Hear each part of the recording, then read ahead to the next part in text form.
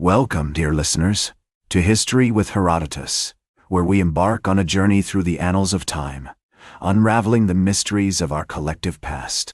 Today, we find ourselves meandering along the ancient pathways of the Natchez Trace, a storied route that has borne witness to the ebb and flow of human history in North America.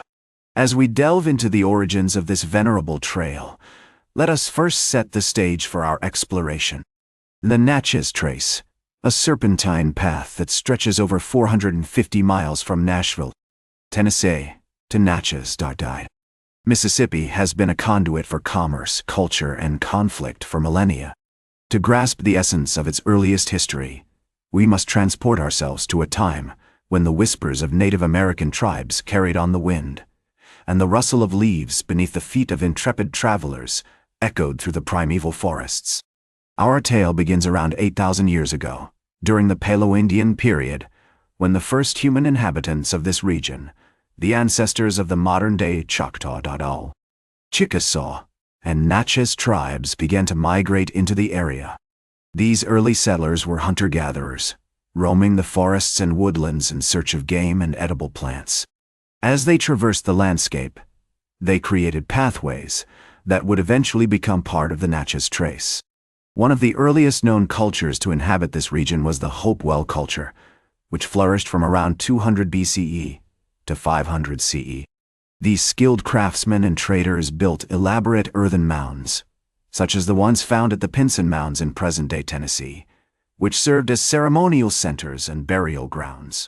The Hopewell people likely used the precursor pathways to the Natchez Trace to connect their settlements and trade with neighboring tribes. As we move forward in time, we encounter the Mississippian culture, which emerged around 800 CE.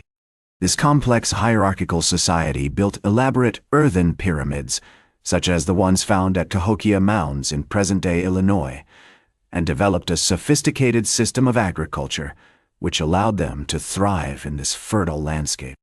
The Mississippian people likely used the Natchez Trace as a major thoroughfare, connecting their settlements and ceremonial centers across the region. Around 1200 CE, the Mississippian culture began to decline, and new groups, such as the Choctaw and Chickasaw, began to emerge in the region. These tribes would go on to play a significant role in shaping the history of the Natchez Trace, using it as a vital trade route and pathway for cultural exchange. They established settlements and trading posts along the trail, exchanging goods such as deerskins, furs, and agricultural products with other tribes, and eventually with European colonizers. As European explorers, notably French colonists, began to arrive in the region around 1700 AD, they found an existing network of trails and pathways, which had been used by Native American groups for centuries. The French established their own settlements and trading posts along the Natchez Trace, including the fort at Natchez, which would become a crucial hub of commerce and cultural exchange in the region. As we near the end of our journey through the earliest history of the Natchez Trace, we find ourselves poised on the cusp of a new era, one that would see this ancient pathway become an integral part of the American story. With the stage now set, we shall proceed to explore the next chapter in the saga of the Natchez Trace, as it evolved into a thriving thoroughfare, teeming with life, commerce, and drama. Join me, dear listeners, as we embark on this fascinating journey and uncover the secrets that lie hidden along the winding path of the Natchez Trace during its most formative and transformative period. Welcome back, dear listeners, to History with Herodotus, as we continue our journey along the storied pathways of the Natchez Trace. As we enter the 18th century, the French had established a strong presence in the region, with their settlements and trading posts dotting the landscape along the Natchez Trace. The fort at Natchez, in particular, became a crucial hub of commerce and cultural exchange, attracting Native American tribes, European colonizers, and African slaves. The trail itself began to take on a new character, as it was widened and improved to accommodate the increasing volume of trade and travel. One of the most significant factors contributing to the growth and development of the Natchez Trace during this period was the deerskin trade. Native American tribes, such as the Choctaw and Chickasaw, would hunt and process deer hides, which were then transported along the trail to markets in Nashville, New Orleans, and other cities. This lucrative trade brought wealth and prosperity to many of the communities along the Natchez Trace, and helped to establish the route as a vital artery of commerce in the region. As the deerskin trade flourished, so too did the number of travelers and traders using the Natchez Trace. Merchants, trappers, and adventurers from all over North America and Europe flocked to the region, seeking to capitalize on the booming trade. The trail became a melting pot of cultures, with Native American, European, and African influences blending together in a vibrant tapestry of language, customs, and traditions. One notable figure who traversed the Natchez Trace during this period was the French-Canadian explorer, Jean-Baptiste Le Moyne, Sieur de Bienville. In 1716, Bienville led an expedition along the trail, establishing trade relationships with Native American tribes and mapping the route for future travelers.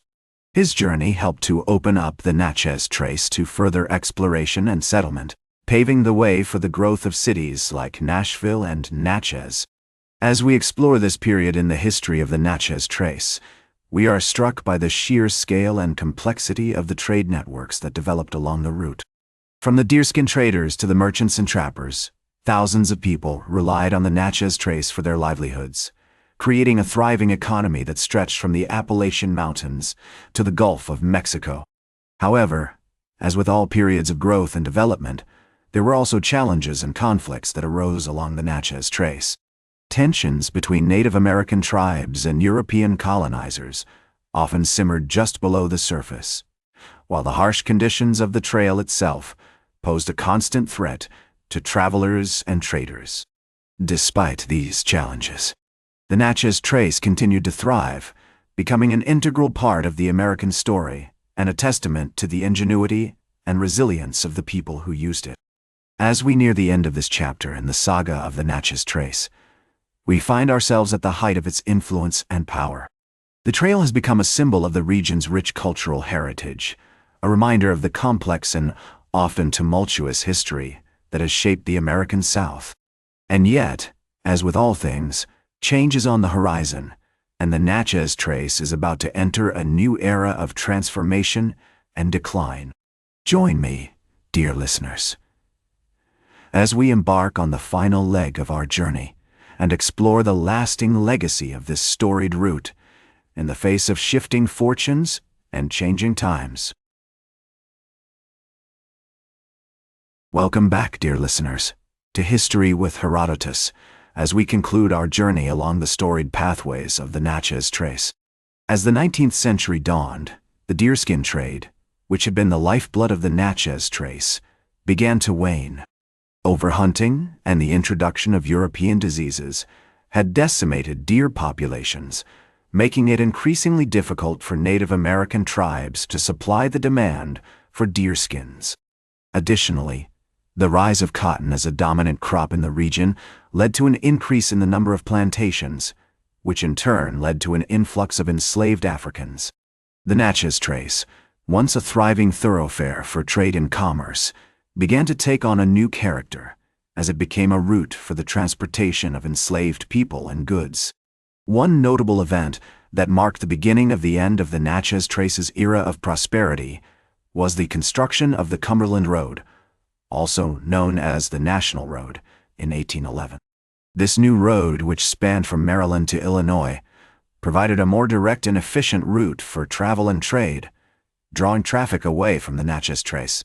As the years went by, the trail fell into disrepair, and many of the settlements and trading posts that had once thrived along its length began to decline. Despite this decline, the Natchez Trace continued to play an important role in the region's history.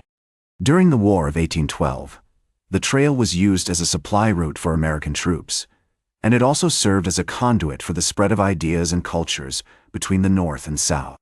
In the years leading up to the Civil War, the Natchez Trace became a symbol of the region's complex and often tumultuous history, with many of its landmarks and features serving as reminders of the struggles and conflicts that had shaped the American South. Today, the Natchez Trace is remembered as a testament to the ingenuity and resilience of the people who used it. The trail has been preserved and protected, with many of its historic sites and landmarks restored to their former glory. Visitors from all over the world come to walk in the footsteps of history, tracing the path of this ancient route and experiencing the beauty and complexity of the region's cultural heritage.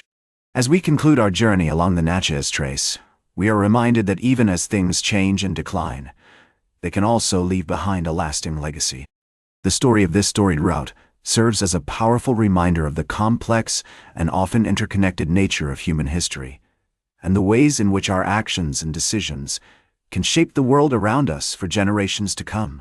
Join me next time on History with Herodotus, as we embark on a new journey through the ages, exploring the fascinating stories and events that have shaped our world into what it is today. That's all for today's History with Herodotus. Remember to like, share, and subscribe. And until next time, remember that to understand the present, we must first understand the past.